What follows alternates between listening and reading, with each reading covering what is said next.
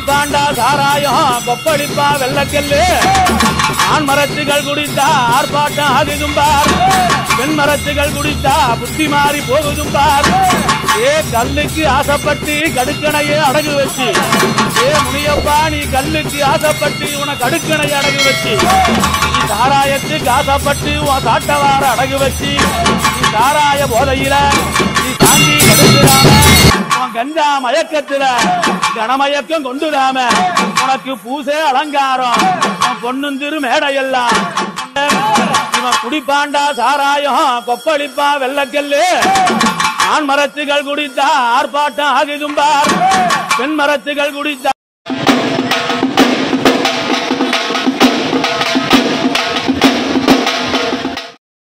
ஆன்மீக சொந்தங்கள் அனைவருக்கும் வணக்கம். இன்னைக்கு நம்ம பார்க்க போகிறது சேலம் மாவட்டத்தில் முனியப்பன் கோவிலில் நடக்கக்கூடிய முப்பூச விழாவை பற்றி தான் பார்க்க போகிறோம். இந்த முப்பூச விழானா என்ன, அதுக்கான காரணம் என்னங்கிறத பார்க்கலாங்களா வாங்க. முப்பூசை விழா கொண்டாட காரணம் அப்படின்னு பார்த்தீங்கன்னா, முழு இருளோடு பிணைந்து வாழ்ந்த மனிதன் பிற்காலத்தில் விளக்குகளை கண்டறிந்து வரையத்தக்க வாழ்க்கைக்கு மாறிய பின்பு அதை இருளோடு கண்டு அச்சா கொள்ளாமல் அதை முனியப்பன் கருப்பு என சொல்லி அழைச்சாங்க. அந்த பயத்திலிருந்து விடுபட முனியப்பன் கடவுளாக முனியப்ப சாமியை கடவுளாக உருவாக்கி வழிபட தொடங்கினார். இரவு நேரம் இருளோடு கலந்து கிராமத்தை வலம் வந்து காவல் காக்கும் தெய்வமாக முனியப்பன் முனீஸ்வரன் உருவெடுத்தாங்க. விளைச்சல் பெருக்கி மக்களுக்கு வளத்தை கொடுப்பதற்கு நினைச்சு கன்னிமார்களை வழிபட்ட மக்கள் விளைச்சலையும் செல்வத்தையும் காக்கும் காவல் தெய்வமா முனியப்பன் கருப்பசாமியை வணங்கினாங்க. இந்த வழிபாடு முழுமையானதாகும். பெரும்பாலும் கிராமங்களில் இத்தகைய வழிபாடு இருக்கு.